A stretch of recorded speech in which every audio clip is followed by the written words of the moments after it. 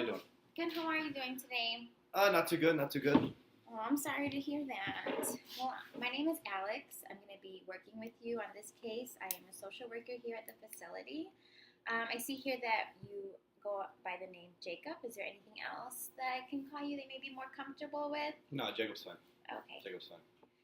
So how are you doing today? As I said, not good. Not good at all. Pretty bad, actually.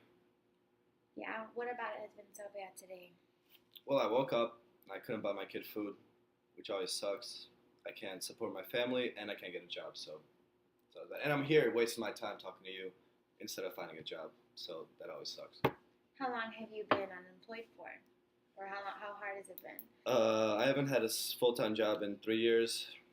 I've been working part-time, but it's not enough money. Just not enough. That's understandable. How many children do you have? Three. Three? Three, yeah. Okay. So you mentioned that it's been pretty hard for you to find a job. In what ways have you been, pretty much trying to find a job? Well, I'll do standard employment, the whole application process. But as soon as I fill out that form, ex-felon, whatever, people just look over me instantly. I can't get interviews, I can't get callbacks. So it's impossible to find a job for me right now. I can understand it. That has to be really frustrating. Oh, frustrating is not even the right word. It's beyond frustrating. Like, I want to come home every day and punch a hole in my wall because I can't get a job for my kids. I can't feed them. Yeah, I can tell that the stress of, not being able to find a job, having a job that is not enough, and of course you have children that are, looking towards you for their support. Oh, definitely. So, what we can definitely do is start looking at other ways and other resources that we can help you find that job that's going to be a lot more supportive than the job that you have now. But besides that, how long has it been since you have been out of the court? I got put on parole, what was it, a year and a half ago?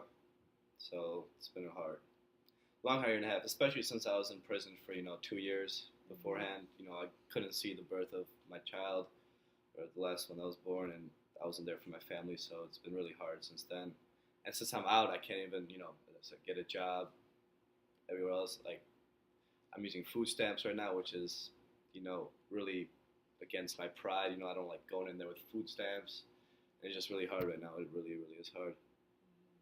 Yeah, I can only imagine how hard it's been, and the whole process of getting out finally, and it can be really hard to kind of just for people to expect you to kind of just be on your feet again after such a long time being put away. Right.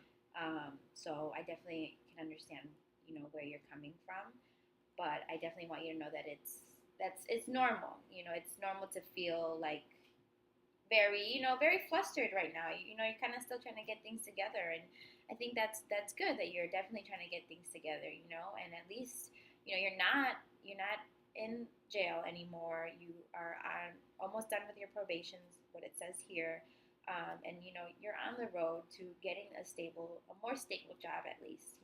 And luckily we are able to provide those social services for you so that at least you can have something to feed your kids. Now, you did mention that you had 3 children. Do they all stay with you? They all do live with me currently.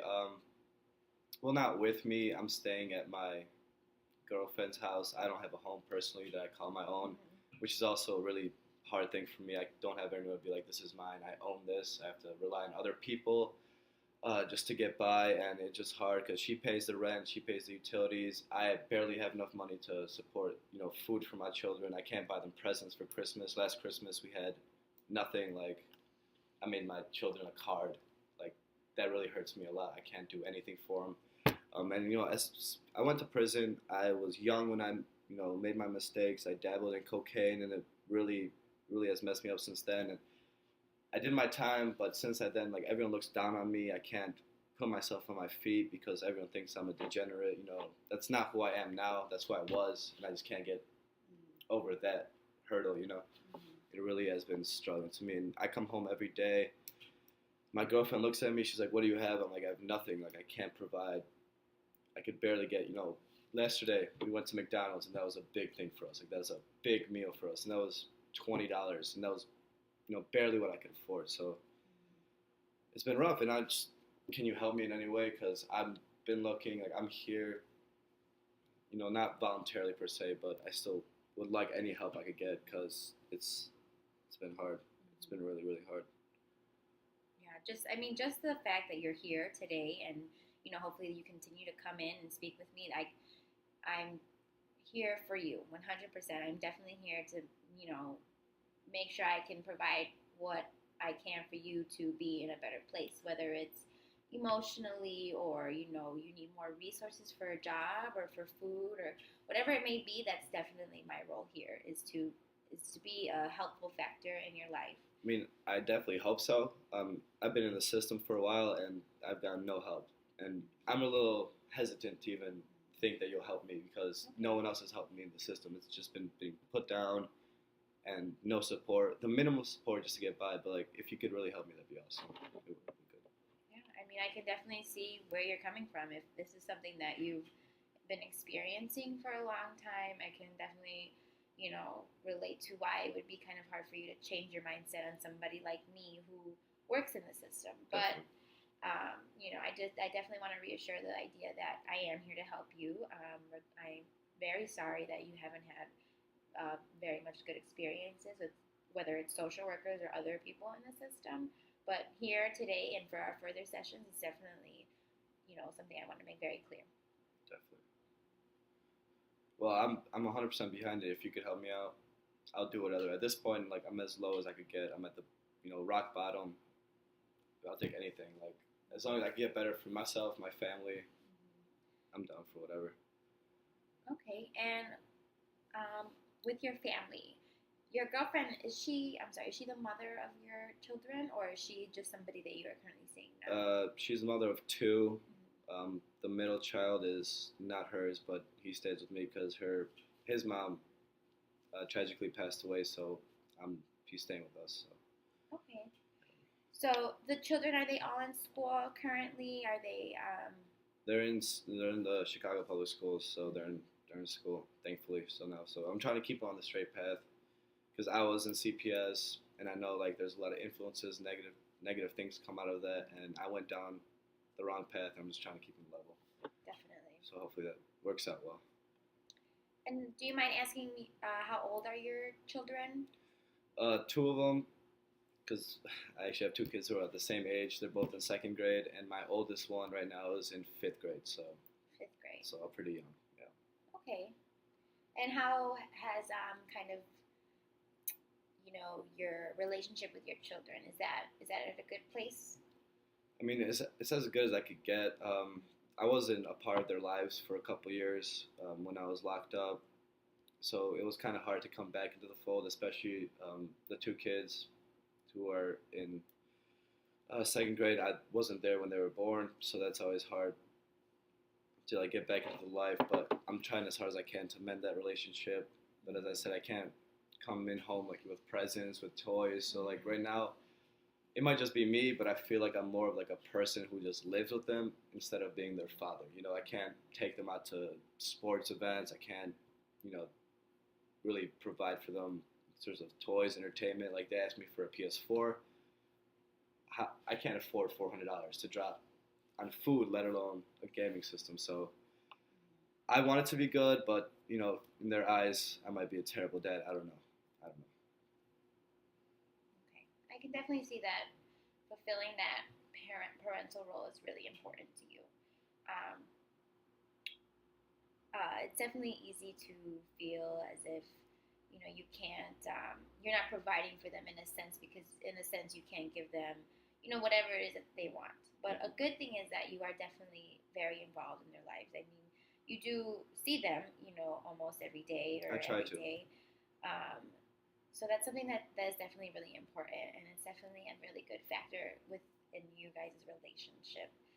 I mean, definitely, like, I grew up without a dad, so it's really hard on me because I knew the struggle. My mom couldn't support us either, so I had to turn to drugs to, try to get some money, which led to me being in prison. So I try to be involved as possible because I see the road that kids go down that don't have a dad. But then again, I feel like I'm failing him at the same time because I don't have a steady job. I'm working part time at a Subway, 20 hours a week. That's nothing. Like I can't do anything for him. So Yeah, I see that it's really frustrating for you this time in your life. But I really want you to focus on some of the strengths that are happening right now because, a while ago you were